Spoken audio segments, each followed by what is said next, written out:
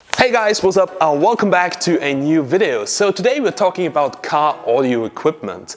Well, even though I have a big YouTube channel, I'm not driving a Tesla, Ferrari or Porsche. Not yet, no, just joking. I'm driving an Alpha and it's a really okay car, but there is something missing. Now I have Android on my phone, I have Android in my sleeping room, in my kitchen, in my bathroom, but I have a really shitty head unit in my car which has no Android. So I was looking to get some new head units and I was looking at Extrons because they have actually some cheap head units because, well, an audio system would be more worth than the whole car. But anyway, I just contacted them and they were so nice to sponsor me some new gear and it's really sick. So this car will have internet, you can watch TV, we will have 4G in the car, we'll have reverse cameras, tire pressure monitor system and anything you want to have in your car. Alright, so I would say let's jump right in. You can find all the links to the products down below in the description and I'll now show you how to get all those things in your car. So let's go. So guys, the first thing I'll do right now is to remove the old car radio, and as you can see, you can get those metal clamps here to get the old radio out. So they're just a couple of bucks on the internet, or you can make them on your own. So that's definitely what you will need, at least here on this car, to get the radio out, and I'll just do that right now.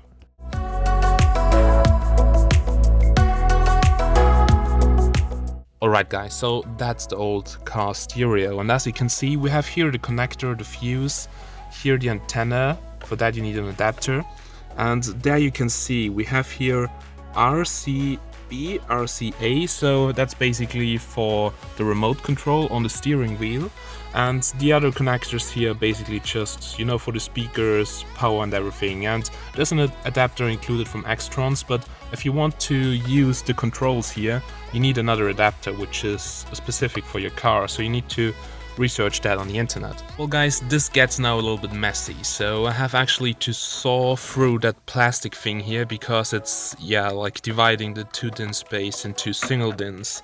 But you can easily do that with a saw blade like that, and I'll just quickly remove that plastic thing here.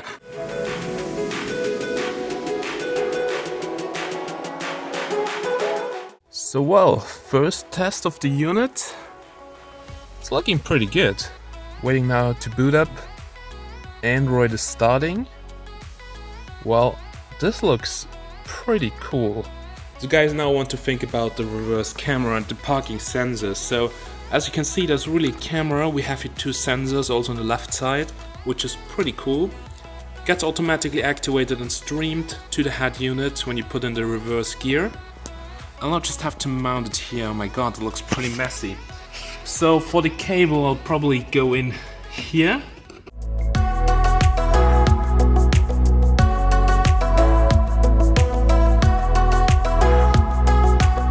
Alright, that was actually easier than expected, so I'm now going through here, right there, as you can see through this hole. I only have to like make a cut here in the plastic so that all the cables here fit through, but that's actually, I think, the easiest way without removing the bumper drilling holes, which would be like a pain in the ass. Alright, so just continue to get that down there and then connect it to the rear lights. It's in.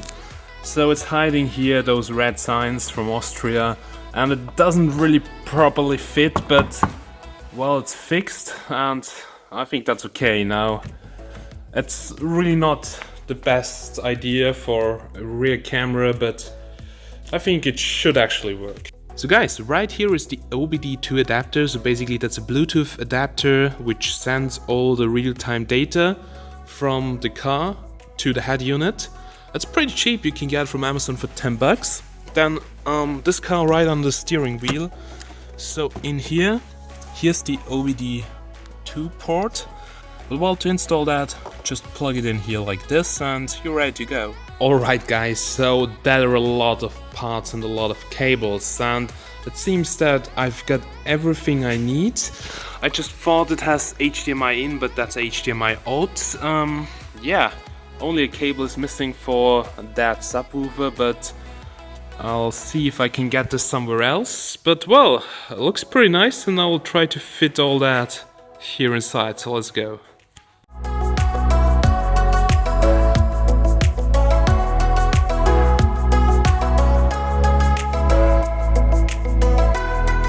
So to install the head unit in your car, you need a specific adapter. This depends on your car.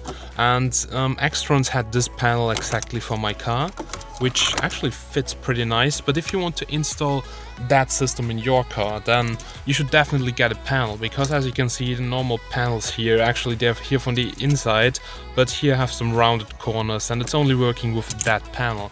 So make sure you check that out before you buy it. Okay guys, so it's a mess. Well, there are so many cables. I have now the subwoofer connected to the head unit. I quickly tested the subwoofer and well, it's okay. Now, I'm not 16 years old anymore, so I don't need a vibrating car. It sounds okay, but the bass is really not strong. So just as I've expected, a little bit of bass added to the car, but nothing serious. Alright, so just try to figure out all the cables right now and then put everything back in. So probably takes me another 2 or 3 hours. Oh, 8 hours later, guys. So this is probably the biggest pain in the ass to install, because you know, so many wires. It needs plus, battery plus, that switch plus. Oh fuck, it needs also all the other connectors. You need to connect reverse cameras, you need to connect 2 antennas which also need plus 12 volts. So whew, this will be a long night. Oh my god guys, almost done. Just check this out. Whoa, that are all the cables. So there we go, well, let me show you something. Now the TV, so the tuner is already working, as you can see. So I can see here all the channels, is currently searching for channels. And oh my god, this thing here finds more channels than my home TV. So this is absolutely sick. But well, we have 2 of those antennas connected, and sorry, I'm already so tired because there are so many cables and I have no idea how I should get all that back in, because oh my god, look at this. So I'm still playing around with that. I need to find the cable for the reverse light, and then I should be done and I can basically put everything back together. So guys, it's already the next day, and today I'm going to install the tire pressure system, as you can see right over here. So yesterday I was way too tired after all the cable mess, and well, left, where is it? So left front, there we go. So we need that one, and we also need the nut. So basically first I'm going to unscrew the valve cap, and now I have to attach the nut, and there we go, as you can see. So pretty simple, straightforward. I'll just tighten it with my fingers. I think there's no need to use the wrench. And now I have to screw on the tire pressure sensor. So there's a tiny battery inside. Oh, air is leaking, and it stopped. So looks good to me. Do not over tighten it. I think it's good right now. A few days later now, I still had to find out where to get that cable. Actually, it was that color, but there were multiple cables down there with the same color, so it was kind of weird to get the plus 12 volt from the reverse light wired up with with the camera and everything. But so far it looks pretty good. I'll now just hook it up, reassemble everything with all the crap, and then we'll see if it's working. But right now it looks perfect. So guys, finally finished. Well, as you can see, it's now in. Almost all the cables are hidden right now, but the frame is still not perfect. Now, as you did see, I had to like cut off the middle frame, and still it's not perfectly aligned. But I have to get the CAN bus adapter for the remote control on the steering wheel, so I will fix that when I get the adapter. But let me show you the units, and there we go. Alright, so let's switch it on, and as you can see, actually powers on directly. But there is a small delay. I think it's like 35 to 50 seconds until it boots up Android. You will see here the Extron's logo, and there we go. By the way, I have here this magnetic car mount from Orki. Was worth every single cent, because this is really cool, having my phone here, having the Android head unit here, and yeah, Alright, so now it takes a bit longer, probably because I did put in the SD card. As you can see, Android is starting. It's just looking up for all the things like the SD card. And there we go. Once you're in the operating system, it's actually quite smooth. So ladies and gentlemen, there we go now. So this is the UI as you can see, but for sure if you want to switch the UI, if you don't like it, you have here the time, you have here your music widget. We have here a few shortcuts to DVD, radio, music, Bluetooth, amplifier, navigation, and you can also set all the applications. We have here Bluetooth, so everything is pretty much just like on your smartphone. You have all the applications here. So some specific things on this head unit is, for instance, the tire pressure monitoring system. There's something weird with it, so sometimes if it's pretty cold, just like right now, the sensors take a while to show up. So as you can see, front looks pretty good, rear also pretty good, but this sensor here takes a bit to connect to the head unit, as you can see. But right now you have here the pressure on every wheel, and also here the temperature, which is actually a pretty cool thing. So in case if you have the wheel keys set up, you can basically set here your wheel keys and just do a normal search. So to get all the keys perfectly recognized. We have DAB+, so it's using the unit which is installed with over the USB port, and it works actually pretty good. So if I do scanning here, depends on where you have the antenna, I find a ton of digital broadcasting stations, which is pretty cool, even though actually I'm using most of the time the normal radio, because in my country, well, there are not so many stations. Okay, we have here Talk, but this application it's pretty cool. I even bought it because it shows you all the things of your car, like all the sensor data in real time, so you can also do some troubleshooting. But it won't connect to my Bluetooth unit for some weird reason. I have no idea why. I bought a very cheap dongle on Amazon, and it seems to be really crappy because it also loses connection to my Samsung Galaxy unit, which is really bad. Alright, so here at the top you have all the controls, like also to close the applications. On the left side, controls like volume, reset button. Here we have an SD card, micro SD card slot. Here to throw out the CD. So CD slot, DVD slot is right over here. And here the power button, and also microphone, just in case if you don't have the external microphone, which I have right over here. Okay, yeah.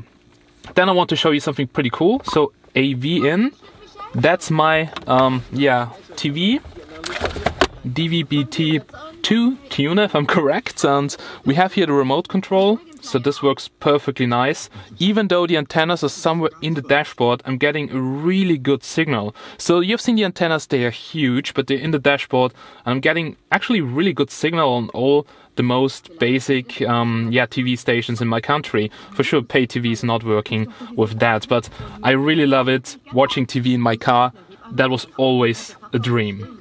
So well, I just quickly have to get rid of that because it's playing in the background, as you can hear. So probably I can close the AV in. So here, just like in Android, you can just close all the applications.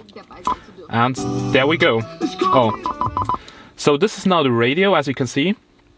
I really like how it looks actually. You have all the stations down there, switch between FM, AM, the stations. You get all the information right over here. You can search here for different stations.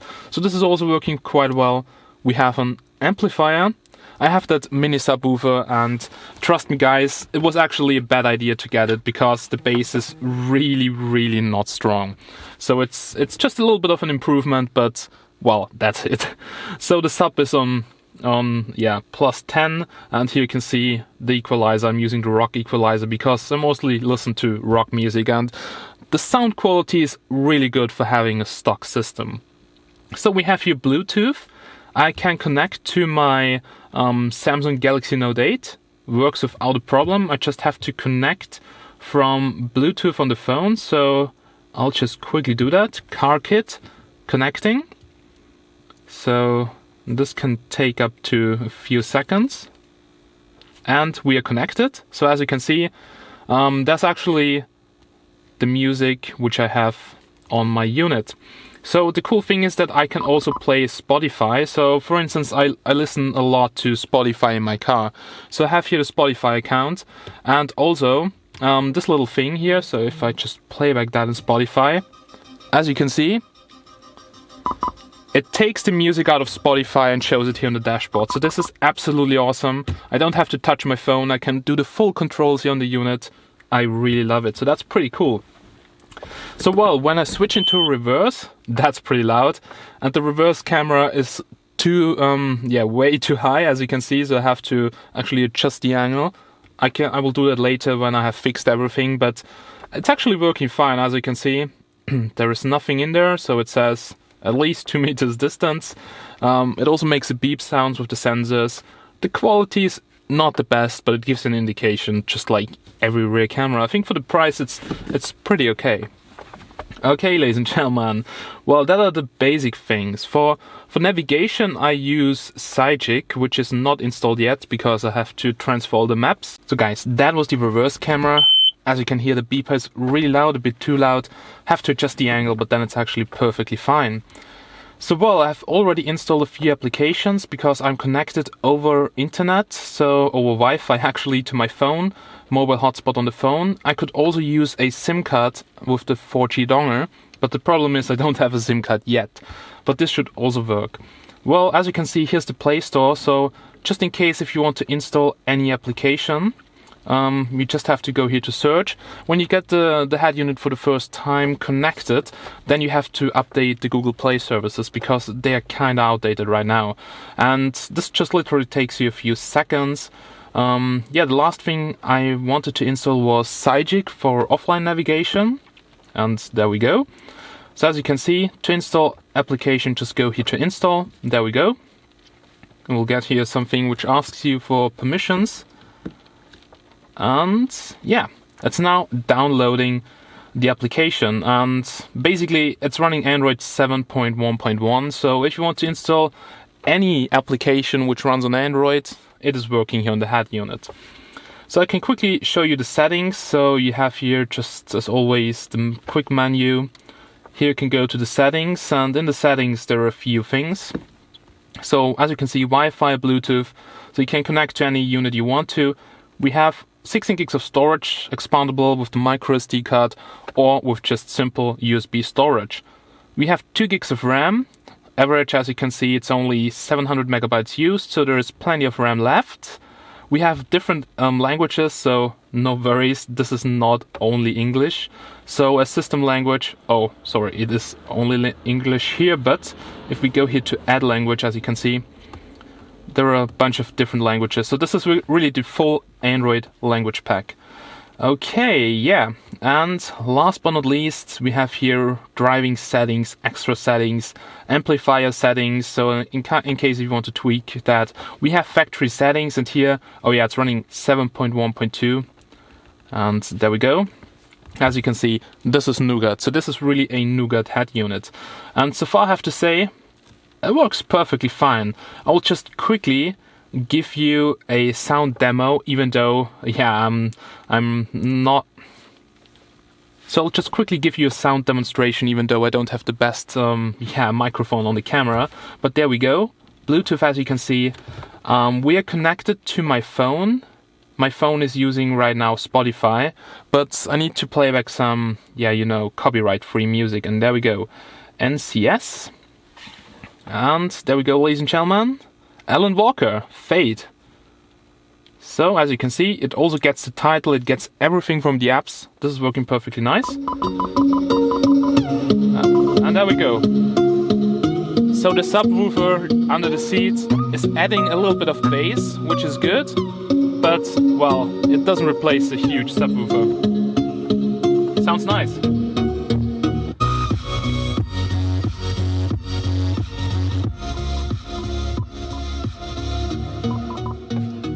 So all in all, I think the head unit is really great for the price. Now, it's really plug and play. You have all the applications pre-installed. For instance, to get into the TV tuner, it's just easy, just open it up and there you go. Then you just go back if you want to switch, for instance, to the reverse camera.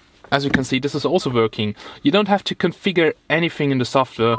Tire pressure monitor system.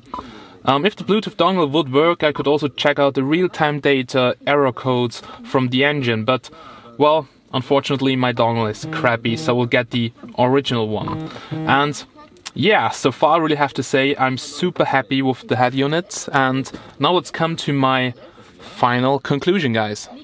Alright guys, so we're now here at the end of this video, and I really hope that you did enjoy the video and the tutorial. If you have any questions, then just post them down below in the comments. All in all, I have to say I'm actually quite happy with the head unit. It's reasonable priced, it's way cheaper than the head units in my local stores, and it's really plug and play and actually quite easy to install. So if you have any questions about the head unit or other head units, post it down below in the comments. If you like this video, please like it, and if you want to see more, then please subscribe. I'm Steven from Tech Magnet, and I'll catch you in the next one. Bye.